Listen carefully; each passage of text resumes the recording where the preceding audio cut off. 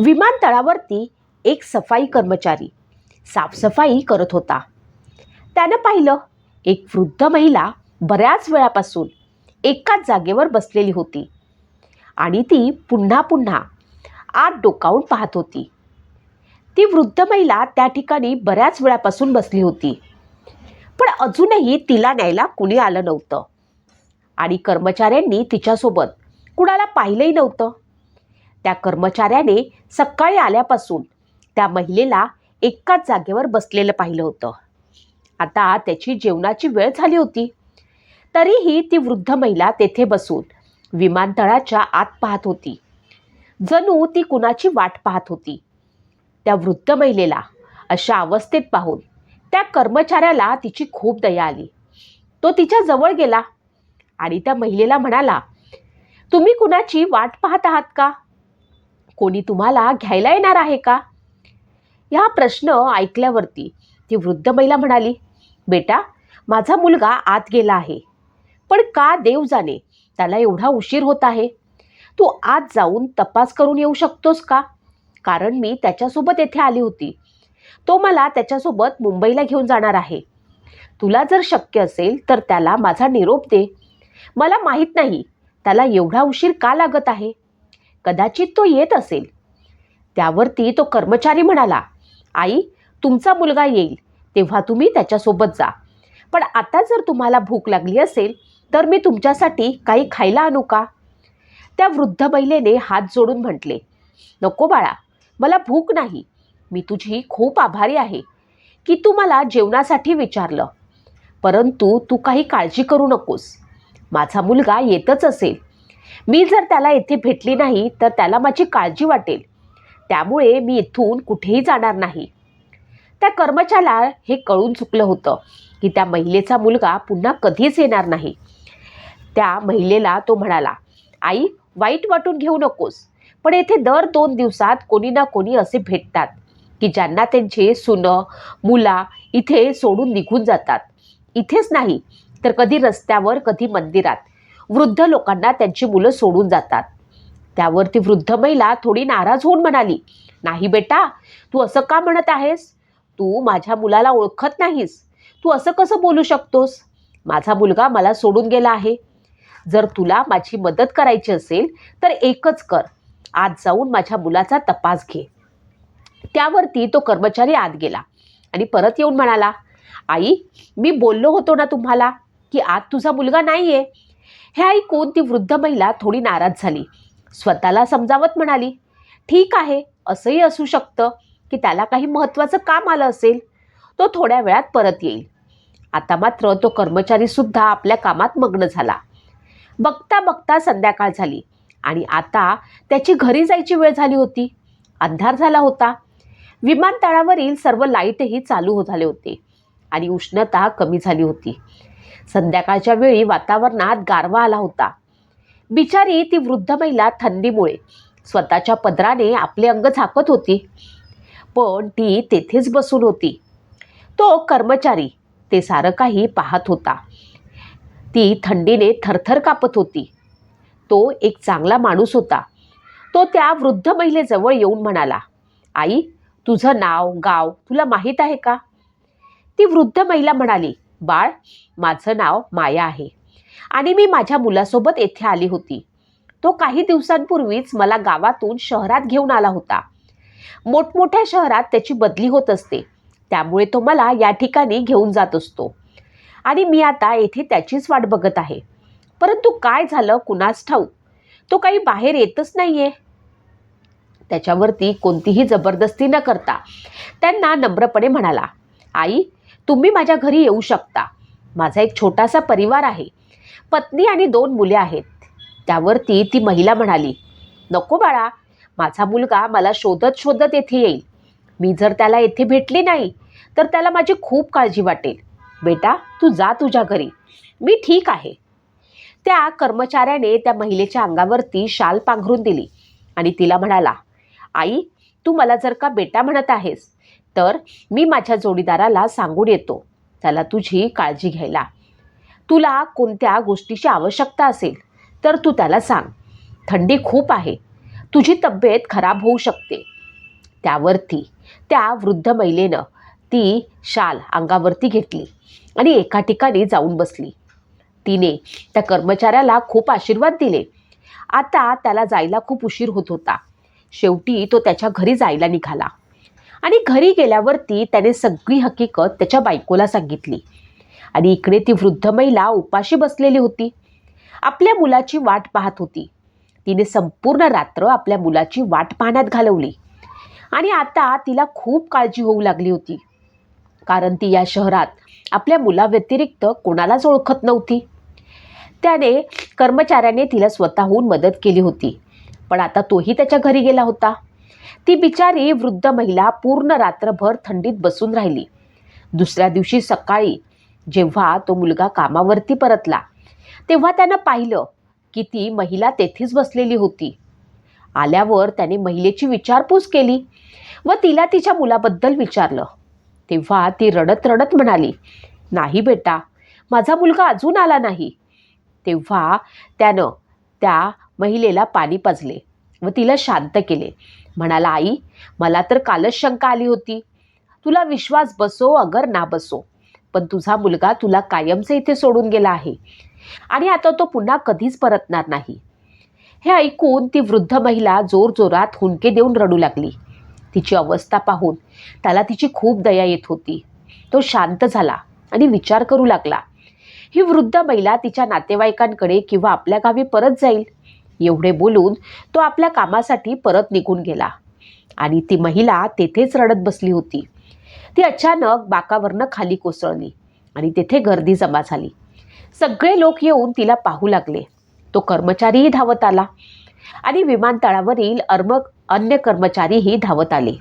तेव्हा त्यानं पाहिलं की ती आजी जमिनीवर कोसळली होती. त्यानं तिला उचलून बाकावर झोपवलं. तेवढ्यात तेथे काही कर्मचारी एका डॉक्टरला घेऊन आले. डॉक्टरने सांगितले की ती महिला खूप कमजोर झाली आहे, म्हणून ती बेशुद्ध झाली आहे. तिच्या तोंडावरती थोडे पाणी मारण्यात आले. त्यानंतर ती शुद्धीवर आली. सगळे लोक आपापल्या कामावरती निघून गेले.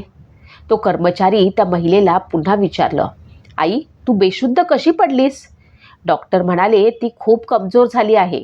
तिने कालपासून काही खाल्लेलं नाही का?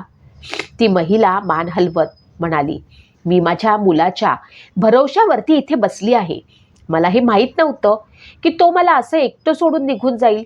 माझ्याकडे 1 रुपयाही शिल्लक नाही, जेणेकरून मी काही विकत घेऊन खाऊ शकेल. हे ऐकून त्या महिलेची खूप दया आली. त्या महिलेला म्हणाला, आई, तू माझ्यासोबत चल, काहीतरी खाऊन घे. तो तिला घेऊन एका हॉटेलमध्ये गेला. तिच्यासाठी त्याने जेवण मागवले. महिलेकडून जाणून घेण्याचा प्रयत्न करत होता की ती इथे केव्हापासून बसली आहे.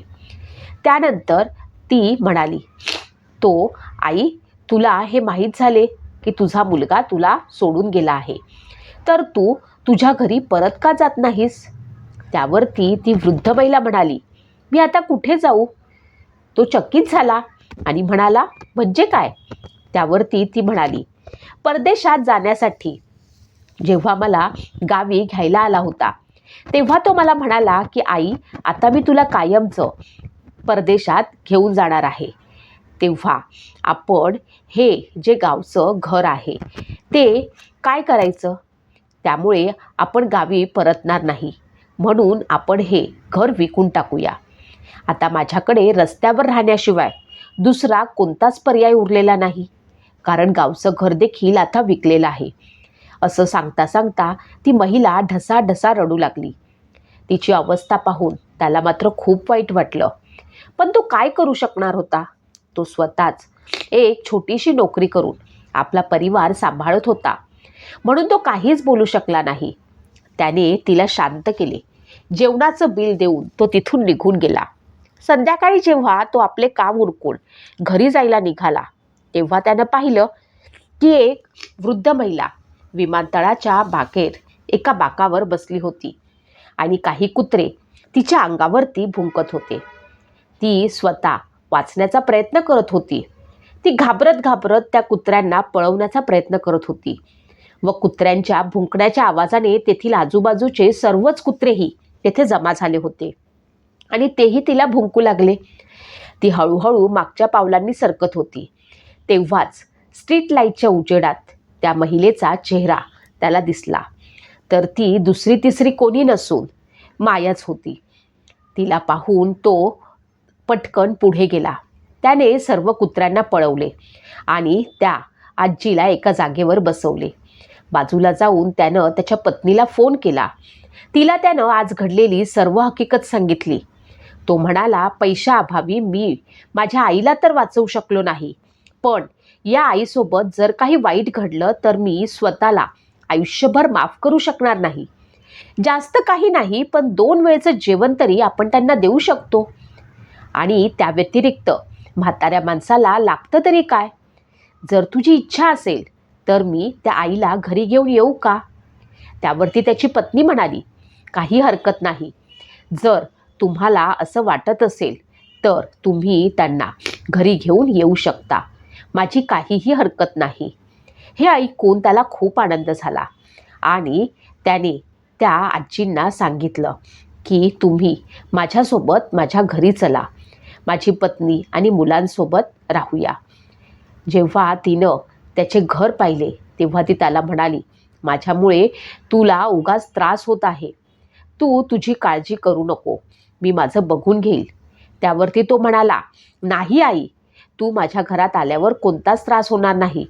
या उलट आम्हाला खूप आनंद होईल. त्यावरती त्याची पत्नी देखील आनंदित होऊन म्हणाली, हो आई, ते अगदी बरोबर सांगत आहेत. तुमच्या येण्यानं आम्हाला काहीच त्रास नाही. आणि तुम्हीच तर म्हणालात ना, नशिबात जे असतं तेच होतं. तुमच्या नशिबात हेच असणार की तुम्ही आमच्याकडे येऊन राहाल. आता हे घर तुमचंच आहे असं समजा. त्याच्या पत्नीने तिचा हात पकडला, तिला आपल्या घरात आणलं, तिला बसायला पाट दिलं आणि पाणी घ्यायला गेली. थोड्या वेळात ते सर्वजण एका परिवारासारखे एकत्र जेवायला बसले. ती वृद्ध महिला थोडीशी अस्वस्थ वाटत होती.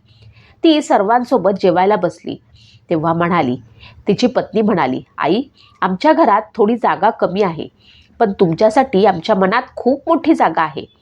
आम्हाला तुमच्या मुलांसारखंच समजा. तुम्हीही आजपासून या घरच्या एक सदस्य आहात. तुम्हाला कोणतीही गरज वाटली तर तुम्ही अगदी बिनधास्तपणे मला सांगा. हे ऐकून त्या वृद्ध महिलेच्या डोळ्यात पाणी आलं. तिने तिच्या डोक्यावरती हात ठेवत तिला आशीर्वाद दिला आणि म्हणाली, सदैव आनंदित राहा. या वयात मला माझ्या सख्या मुलानं नाकारलं, पण एवढ्या वाईट परिस्थितीत तुम्ही दोघांनी माझी साथ दिली. आजपासून तुम्हीच माझे सून आणि मुलगा आहात. त्या वृद्ध महिलेचे अश्रू पुसत ती म्हणाली, बस आई, आता जेवण करून घ्या. सगळ्यांनी जेवण केलं. त्यानंतर सर्वजण झोपून गेले.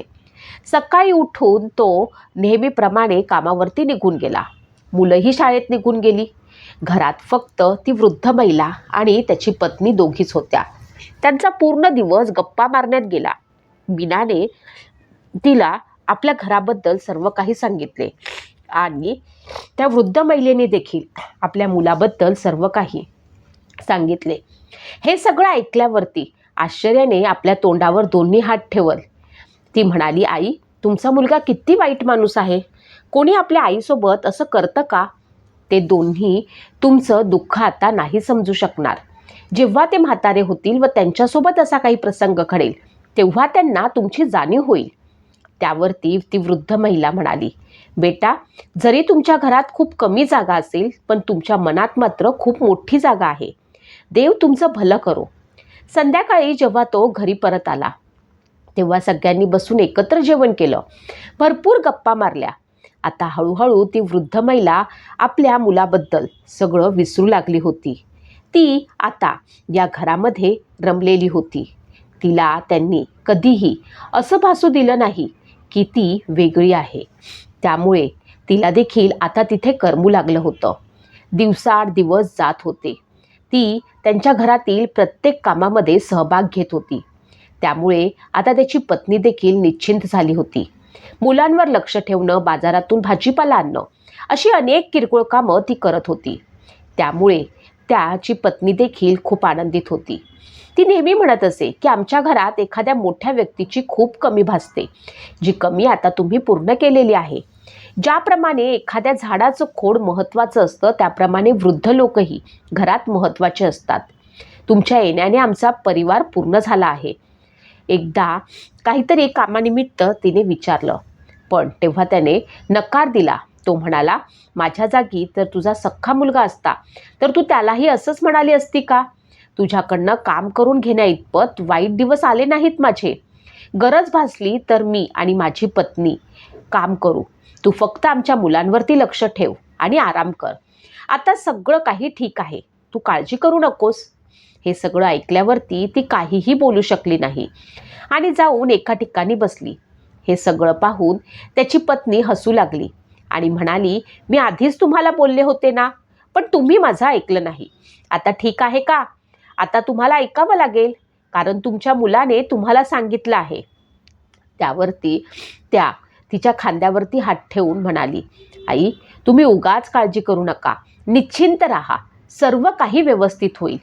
एवढं बोलून त्याची पत्नी कामाला निघून गेली. नाश्ता बनवून आणला. त्यांनी सर्वांनी मिळून नाश्ता केला आणि प्रत्येकजण आपल्या कामाला निघून गेलं. तीही आपल्या कामात व्यस्त झाली. आता ती वृद्ध स्त्री म्हणाली, मी बाजारातून भाजी घेऊन येते, आणि ती पिशवी घेऊन बाजाराकडे निघाली. बाजारातून जेव्हा परत येत होती तेव्हा हातात माईक घेऊन एक मुलगा लॉटरीचं तिकीट विकत होता. एका तिकिटाची किंमत 10 रुपये होती आणि लॉटरीची किंमत 10 करोड होती. अचानक त्याच्या मनात आलं आणि तिने लॉटरीचं तिकीट विकत घेतलं. आपल्या घरी परतली. तिने त्याच्याकडे पिशवी परत देऊन सांगितलं, मी लॉटरीचं तिकीट आणलं आहे, ते सांभाळून ठेव. देव जाणे, कदाचित आपलं नशीबही उजळू शकतं. त्यावरती त्याची पत्नी म्हणाली, आई, तुम्ही हे काय आणलं आहे? हे सगळं खोटं असतं. मी आजपर्यंत कोणाची लॉटरी लागताना पाहिलं नाही. ठीक आहे, तुमची इच्छा आहे म्हणून मी हे सांभाळून ठेवते.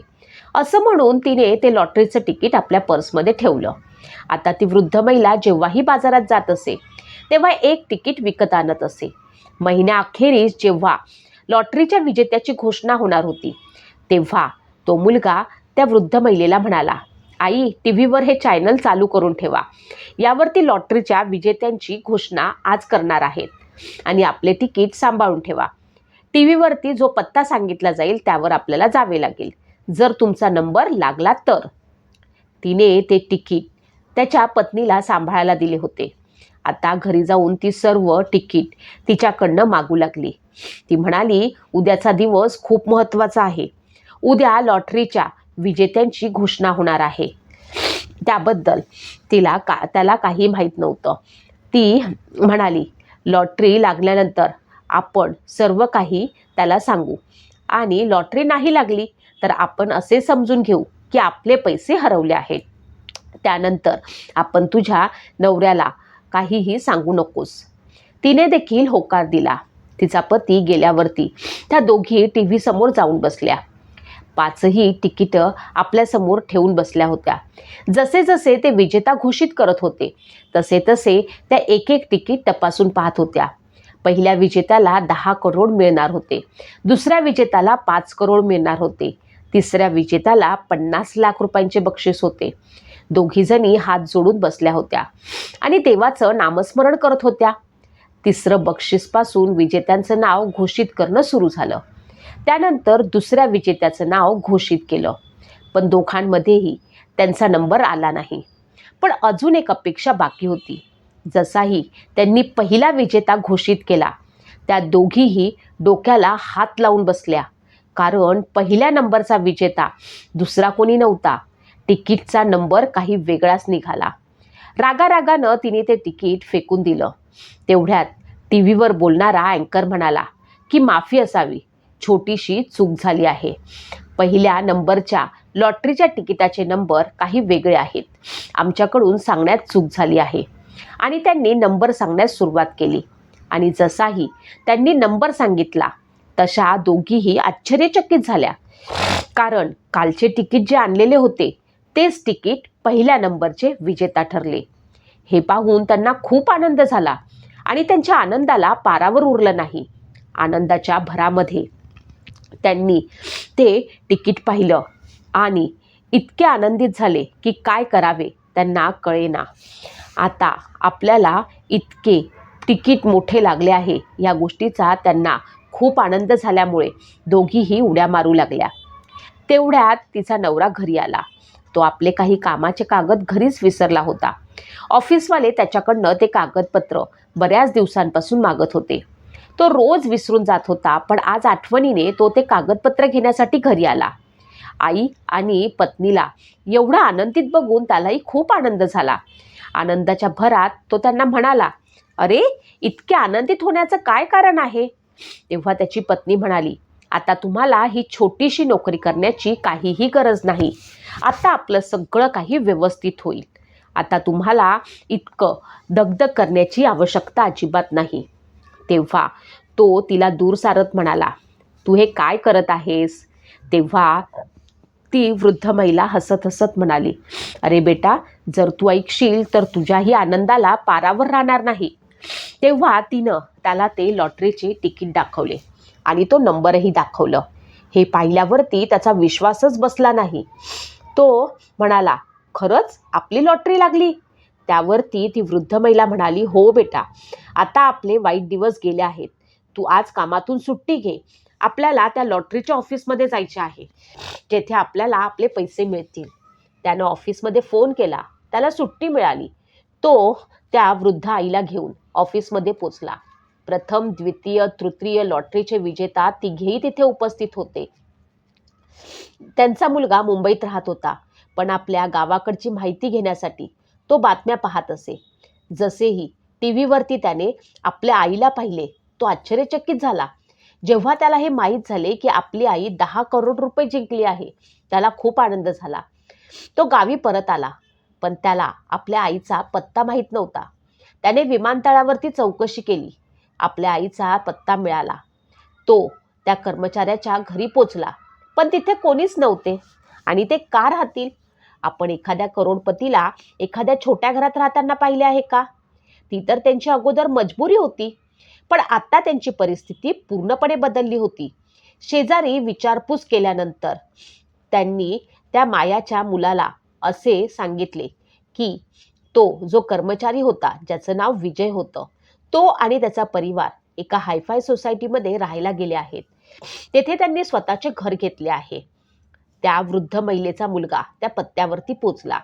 त्यानं पाहिलं की घराच्या दरवाजावरती एक पहारेकरी बसला आहे आणि त्या पहारेकऱ्याला तो आपल्या आईविषयी विचारपूस करू लागला. तो म्हणाला, "इथे माझी आई राहते. तिचं नाव माया आहे. तिला माझा निरोप द्या की तुला भेटायला तुझा मुलगा आला आहे. नाहीतर मला आज जाऊ द्या." पण पहारेकऱ्यानं त्याला बाहेरच थांबवले आणि म्हणाला की "थांबा, मी फोन करून विचारतो." पहारेकऱ्यानं मायाला फोन केला आणि म्हणाला, "आई, बाहेर कोणीतरी तुम्हाला भेटण्यासाठी आला आहे. तो व्यक्ती तुमचा मुलगा आहे असे सांगत आहे. तो तुम्हाला भेटण्यासाठी आला आहे." त्यावरती माया रागारागात म्हणाली, "तो माझा मुलगा नाही. माझा मुलगा तर माझ्या घरात आहे, माझ्या सोबत आहे. त्याला सांगा की येथून चालता हो. माझा त्याच्याशी काहीही संबंध नाही." त्यावरती पहारेकऱ्यानं त्याला आत जाण्यास मनाई केली. आता मायाच्या मुलाला कळून चुकलं होतं की आई आपल्यावरती खूप रागावली आहे. तो विचार करू लागला की आता आईला कसे मनवायचे. त्याला एक युक्ती सुचली. पहारेकरी वॉशरूमला गेला. त्याने गुपचूप घरात प्रवेश केला व जोरजोरात "आई, आई" असे ओरडू लागला व म्हणाला, "आई, मी आलोय. किती दिवस झाले आपण भेटलो नाही. मी तुझी खूप वाट पाहत होतो." आणि जसा की तो आईला भेटायला पुढे सरकला, मायानं त्याला धक्का दिला आणि विजयला आवाज दिला. विजय घरातून पळत आला व मायाला म्हणाला, "काय झालं आई? तू का अशी आवाज देत आहेस? काही झालं आहे का?" तेव्हा माया तिच्या मुलाकडे बोट दाखवत म्हणाली, "या नालायकाला घराच्या बाहेर काढ. मला याचं तोंड पाहायची सुद्धा इच्छा नाही." विजयला काही सुचत नव्हतं आणि तो त्यांचा मुलगा मायाच्या पुन्हा पाया पडला आणि माफी मागू लागला. तेव्हा विजय म्हणाला, "तू तो नालायक आहेस का, ज्यानं आपल्या आईला विमानतळावरती सोडला आणि निघून गेला? तू आईला सोडताना का विचार केला नाहीस की ती कोठे जाणार, कशी राहणार? तू तिला एकटं मरायला सोडून गेलास आणि आता तुला तिची आठवण आली. तू येथे का आला आहेस हे मला चांगलेच माहीत आहे. म्हणून तू ताबडतोब इथून निघून जा, नाहीतर मी तुला जिवंत सोडणार नाही." त्यावरती मायाच्या मुलाने चाकू घेऊन आपल्या हातावरती ठेवला व मायाला म्हणाला की जर तू मला माफ केलं नाहीस तर मी स्वतःचा जीव घेईन. त्यावरती माया त्याला म्हणाली की तुझ्यासारखा स्वार्थी मुलगा कधीच कोणासाठी मरू शकत नाही. या उलट तू दुसऱ्याला मारायला तयार होशील.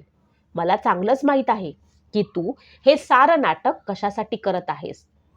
त्यानं तो चाकू आपल्या मानेवर लावला आणि म्हणाला, आई मी तुझाच मुलगा आहे आणि आता मी तुझ्यासोबत राहणार. जर तू हे मान्य केलं नाहीस तर मी स्वतःचा जीव घेईन आणि तुम्हाला फसवून देईन. नाहीतर मलाही तुमच्यासोबत या घरात राहू द्या अथवा तुला मिळालेले लॉटरीचे सगळे पैसे मला दे. मी येथून निघून जाईन. जसा की विजयला धक्का द्यायला पुढे आला त्यानं विजयचा हात पकडला आणि त्याच्या गळ्यावरती चाकू ठेवून मायाला म्हणाला, जर तू मला बक्षिसाचे पैसे दिले नाहीस तर मी याचा जीव घेईन. मायाला ते पाहून खूप घाबरून गेली आणि त्याला म्हणाली की विजयला काही करू नको. तुला पाहिजे तेवढे पैसे द्यायला मी तयार आहे. त्याची पत्नी वरती उभं राहून हे सारं पाहत होती. तिच्या ह्या बोलण्यावरती अजिबात लक्ष नव्हते. ती फक्त हेच बघत होती की नेमकं खाली काय सुरू आहे, कारण तिला त्याबद्दल काहीही कल्पना नव्हती. तिने हळूच पोलिसांना फोन केला आणि सारी हकीकत सांगितली. तेवढ्यात मायाने तिला आवाज दिला व तिला म्हणाली की घरात जेवढे काही पैसे आणि दागिने असतील ते लवकर आणून दे. मला माझ्या मुलापेक्षा दुसरं काहीही प्रिय नाही.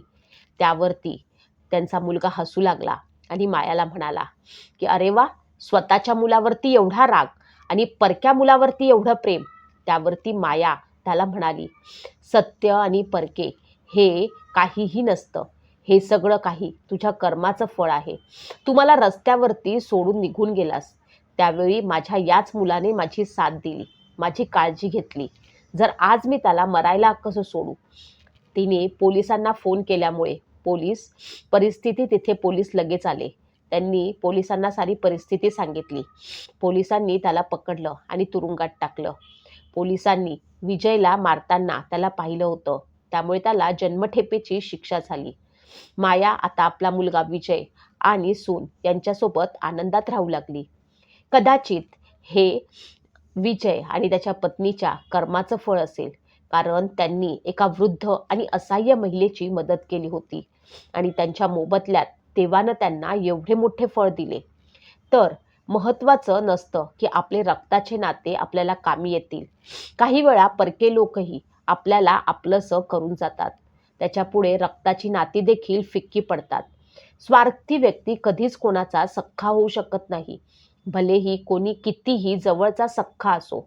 पण जर का तो तुमच्या वाईट परिस्थितीमध्ये उभा राहिला नाही तर तो सख्खा असूनही काही उपयोगाचा नाही. कारण नाती ही वेळेवरती ओळखली जातात. जी वाईट परिस्थितीत आपल्यासोबत उभी राहतात तीच खरी नाती असतात.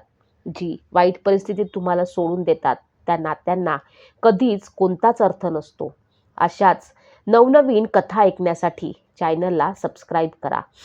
कथा आवडल्या असल्यास लाईक शेअर नक्की करा. धन्यवाद.